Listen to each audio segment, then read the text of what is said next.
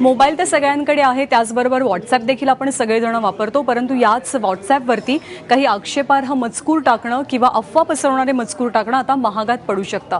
नाशिकमध्ये असाच प्रकार घडलेला आहे आणि त्यामुळे 7 ग्रुप ॲडमिनवरती पोलिसांनी कारवाई केली आहे।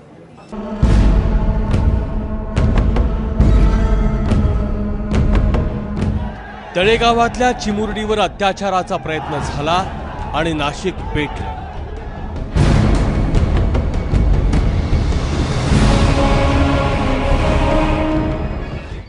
पण या आगीत तेल ओतलं ते व्हॉट्सअप ॲडमिन्सनी।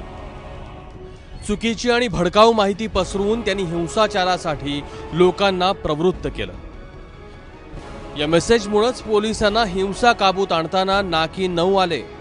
त्यामुळे पोलिसांनी 7 व्हॉट्सअप ॲडमिनवर गुन्हे दाखल केले।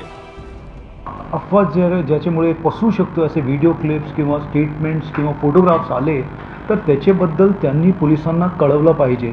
हे मी नेहमी आणि वारंवार सांगितलेलं आहे। प्रिंट मीडियामध्ये पण आलेलं आहे, इलेक्ट्रॉनिक मीडियानेही सांगितलेलं आहे। मग हे आम्हाला जिथून माहिती मिळाली ते आपण बॅक जाऊन ती ओरिजिन ऑफ द मेसेज तिथपर्यंत पोहोचून आपण असे 7 गुन्हे आणि 7 आरोपी त्याच्यात मिळालेले आम्हाला आणि ते आहेत त्याच्यात ॲडमिन वगैरे पण। नाशिकमध्ये झालेल्या हिंसाचारात तब्बल 2 कोटींपेक्षा जास्त रकमेचं नुकसान झाल्याचं पोलिसांचं म्हणणं आहे।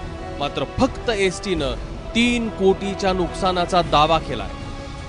पोलिसांची वाहनं आणि इतर गोष्टी वेगळ्याच।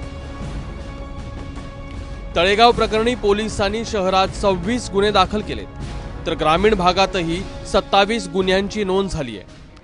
आतापर्यंत 117 आरोपींना अटक करण्यात आली आहे, तर इतरांचा शोध सुरू आहे। जे असा गाव आहे संवेदनशील ज्याच्याबद्दल काही माहिती मिळालेली आहे। काल परवापासून कलेक्टर आणि एसपी दोन्ही स्वतः जाऊन गावोगावी भेट देत आहेत, लोकांशी भेटत आहेत।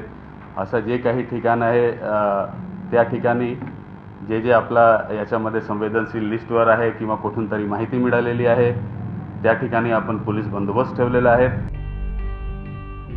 मोबाईल इंटरनेटमुळे जग जवळ आलं, 3G 4G मुळे आयुष्य सोपं झालं, पण जेव्हा दंगली घडतात तेव्हा तंत्रज्ञानाचं वरदान शाप म्हणून अंगावर येतं। त्यामुळेच दुधारी शस्त्र असलेल्या सोशल मीडियाच्या वापराचं शिक्षण देण्याची गरज वाटू लागली आहे। तूर्तास तुम्ही ॲडमिन असाल किंवा तुम्ही एखाद्या ग्रुपमध्ये असाल आणि तिथं भडकाऊ मेसेज आला तर त्याची नाकाबंदी करा, अन्यथा तुम्हालाही पोलीस ठाण्याच्या वाऱ्या कराव्या लागू शकतात। प्रांजल कुलकर्णी, ABP माझा, नाशिक।